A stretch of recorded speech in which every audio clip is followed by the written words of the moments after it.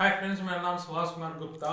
आज एक्चुअली यहाँ पे हम आप लोगों को आरआरबी एनटीपीसी का एग्जैक्ट सिलेबस और इवन ये बताएंगे कि कितना मैक्सिमम मार्क लाने पर आप पहला फर्स्ट स्टेज क्वालिफाई कर पाइएगा और आपको क्या क्या पढ़ना जरूरी है। बस हम ज़्यादा समय नहीं लेना चाहेंगे और क्योंकि बहुत सारे स्टूडेंट मुझे मैसेज कर रहे थे कि सर आप बताओ कितना क्वेश्चंस मेरा सेफ स्कोर होगा और क्या क्या पढ़ना चाहिए और इतने कम समय में। तो एक हम टारगेट बेस्ड स्टडी के बारे में बताना चाहेंगे। आप अननेसेसरीली इतना चीज को मत पढ़िए जो आपका टाइम कहीं ना कहीं वेस्टेज हो जाएगा। अब देखते हैं लोग पागल की तरह बायोलॉजी में घुसे पड़े हैं, पागल की तरह आप केमिस्ट्री फिजिक्स ऐसे पढ़ रहे हो। हम बता रहे हैं कि आरआरबी एनटीपीसी में बायोलॉजी का भी उतना वेटेज नहीं है, ना ही उतने फिजिक्स के, ना उतना केमिस्ट्री। अब कोई बोल रहा है कि यार आप देख रहे हैं ग्रुप डी वाले में साइंस टॉपिक ज्यादा था। ग्रुप डी का एक अलग पैटर्न आ गया। ग्रुप डी अब जो कि वैसा नहीं है, जो कि ट्रेडिशनल से थोड़ा हट के हो गया, वो चीज है। और आरआरबी एनटीपीसी एक ग्रेजुएट लेवल का है।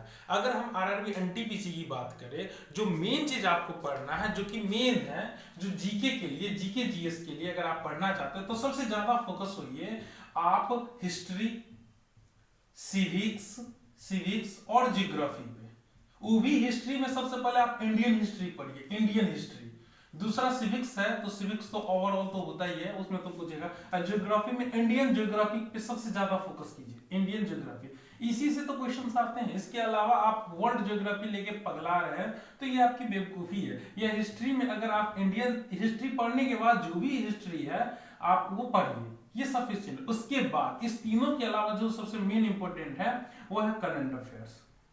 अगर जो स्पेशली आरआरबी एनटीपीसी के लिए फॉर्म भरे तो इतना लीजिए। अगर जो आरआरबी एनटीपीसी के साथ ग्रुप डी का जो फॉर्म डाले वो अब आराम से बायोलॉजी, केमिस्ट्री और फिजिक्स पे टाइम अपना दे सकते हैं। लेकिन अगर हम आपको यही बोलना चाहेंगे, इससे बेहतर है कि आप ये चारों टॉपिक पे फोकस कीजिए। ये आपका 40 मार्क लगभग का है, 40 मार्क है। 40 मार्क में से इसमें से करीब 6 क्वेश्चन आएंगे, 6 से 7 क्वेश्चन इसमें से।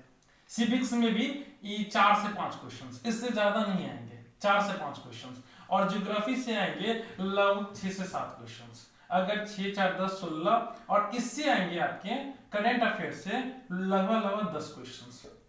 और वो करंट अफेयर जो पूछा जाएगा वो 2018, 2019 और 2020 कहीं से भी रैंडमली वो डाल देगा।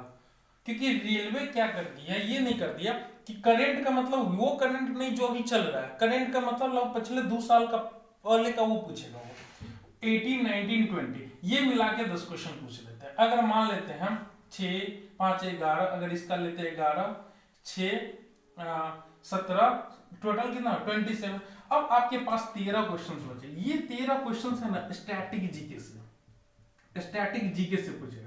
सॉरी इस 13 क्वेश्चंस में 5 क्वेश्चंस आपके साइंस से पूछ सकते हैं, साइंस से। ये 5 क्वेश्चन साइंस से। अब बायोलॉजी, केमिस्ट्री, फिजिक्स के 5 क्वेश्चन। अब उसके बाद जो बचते हैं 10 से 12 क्वेश्चन, वो जो पूछे जाएंगे 10 क्वेश्चन या 8 क्वेश्चन, वो 7 क्वेश्चन, वो स्टैटिक जीके से।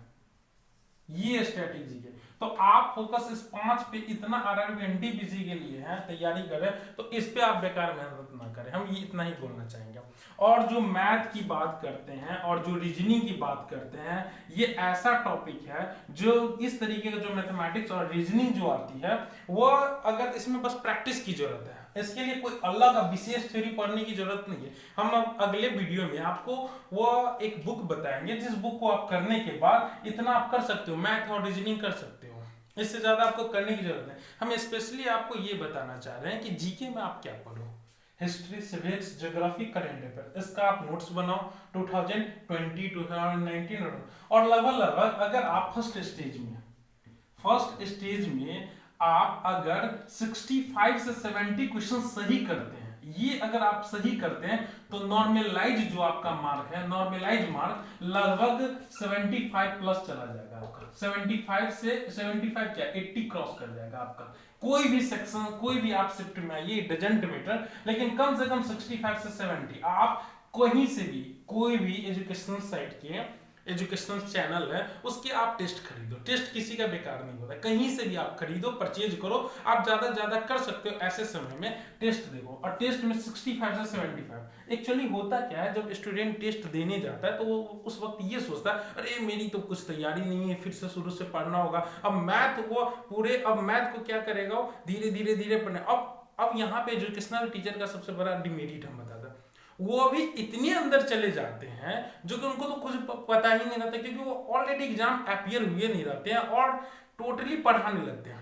पिछले पैटर्न को देखते, हिसाब लगाते, अलग अलग तरीके से बहुत सारे एजुकेशनल टीचर, हम किसी एक के बारे में बोलना नहीं चाहेंगे, और अलग अलग तरीके से स्टूडेंट के सामने परोसते हैं। अब स्टूडेंट क्या होता है, उसके दिमाग में अरे ये क्वेश्चन था, वो क्वेश्चन था, ये छूट गया, ऐसा पैटर्न, वो पैटर्न, और उसका जो टेस्ट पैटर्न, टेस्ट लेने का भी पैटर्न, ऐसे ऐसे क्वेश्चन डालते हैं जो कि मतलब बियॉन्ड द लेवल होता है। इसीलिए स्टूडेंट कभी कभी होता है, हम ये बोलना चाहेंगे कि स्टूडेंट को उसके अकॉर्डिंग तैयारी करनी चाहिए, लेकिन इतनी भी नहीं कि अननेसेसरली आप भाग रहे हो, जो मेन चीज है उसको आप नहीं कर पा रहे हो। तो हम विस्तार रूप से, विस्तृत तरीके से इस बारे में डिस्कस करेंगे अपने अगले वीडियो में। तो फिलहाल आज के लिए इतना ही, थैंक यू।